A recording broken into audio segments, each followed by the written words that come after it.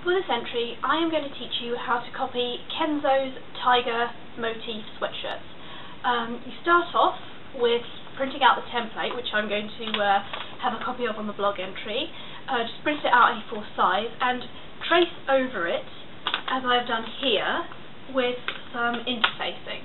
This is to make sure, because we're sewing onto jersey, that the fabric's flat, it doesn't stretch, and that affects our stitch. So your first move is to trace this out. So you then want to unpin it from the paper, like so.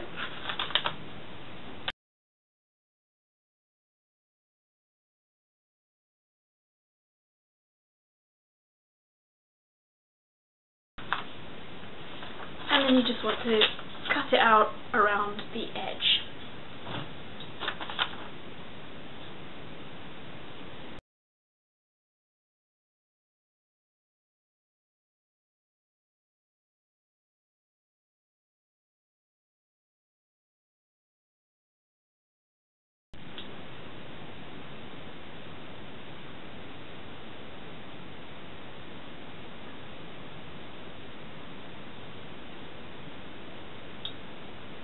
And then once that's cut out, you need to turn your sweatshirt inside out even. Make sure it's at the front and on the wrong side, and that's where you want to iron on your interfacing.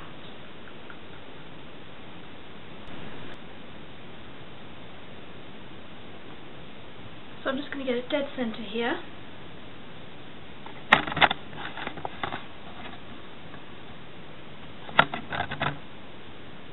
Like so. And when you're gluing it down, make sure it's fluffy side up. That's the best way of describing it with interfacing, because that's the right side, and in fabric terms that's basically the side that you want facing upwards.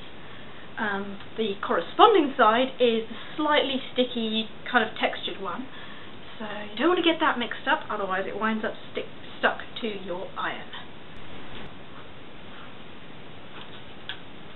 For the next part, you want to mark out your design exactly where you want each differently coloured thread to go.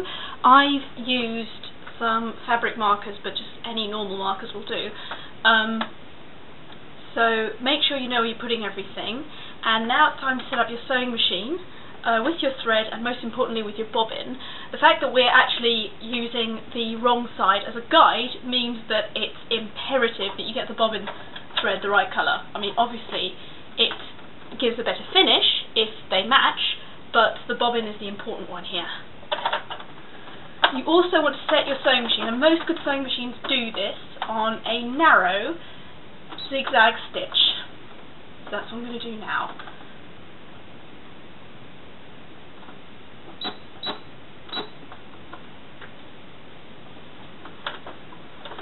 Simply go along the lines, using them as your guide.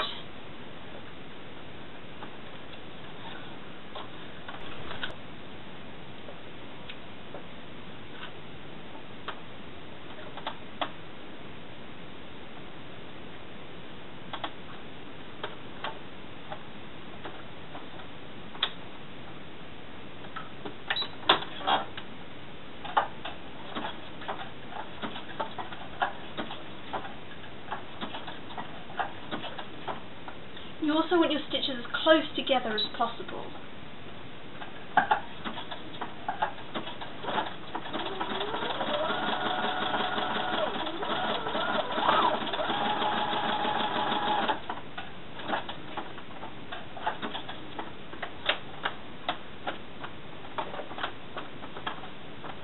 And go over each area twice, just so that you get good enough coverage. After you have done your zigzag stitching, you should hopefully have something that looks like this. Your next move, I would advise you to just sort of press it flat, because you might get a little bit of fabric puckering, but nothing to worry about. Of course, it would be 10 times worse without the interfacing, so hence why we use it, really. And finally, we're going to use some felt I chose pink,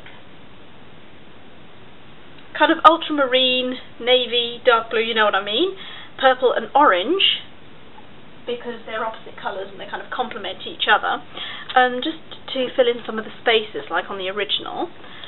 So, and I'm going to show you how I got the right shapes.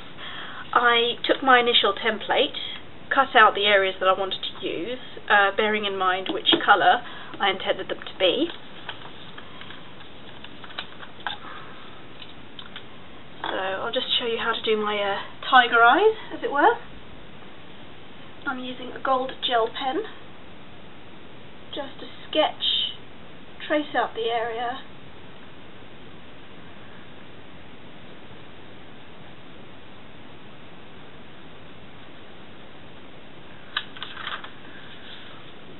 Like so.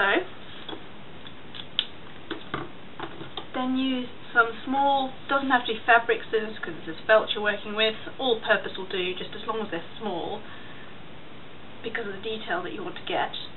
Cut them out.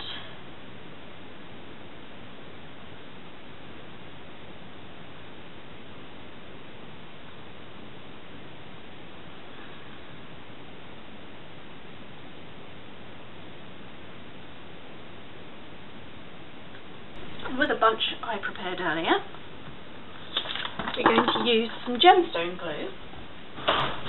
That is to say, this stuff, to glue all of our shapes down. Simply glue your pieces in place.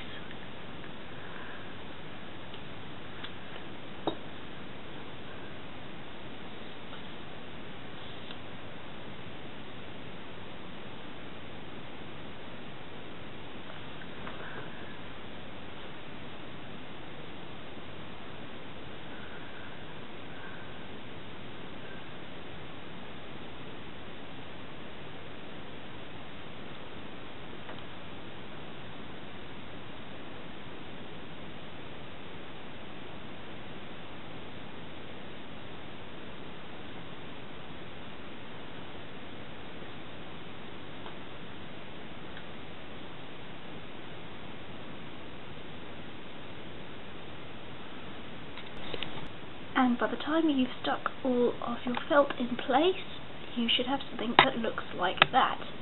If you look closely, you will see that I did the Paris lettering and the logo across it, just like on the original. So it's the perfect time for adding details like that. This has been my tutorial on how to copy the Tiger sweatshirt by Kenzo. I hope you've enjoyed it as much as I have, and see you next time.